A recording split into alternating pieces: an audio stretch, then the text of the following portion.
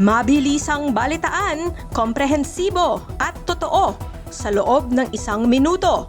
Simula na ang Diskurso Tidbits. Jinggoy Estrada at Joel Villanueva ikinanta na rin na kasama pala sa flood control corruption. 245 million pesos na cash sa isang araw. SYMS boss umamin sa pagdadala ng kahon-kahong pera sa DPWH. Flood fund freeze. Bongbong Marcos ayaw bigyan ng bagong pondo ang flood control projects. Korina Sanchez na naman.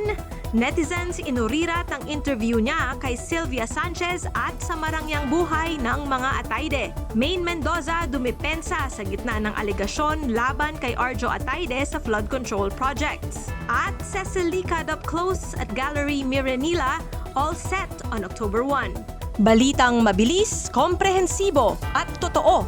Yan ang Diskurso Tidbits. Basahin ang tungkol sa lahat ng yan at sa marami pang ibang nakatutuwa at makabuluhang balita sa diskurso.ph.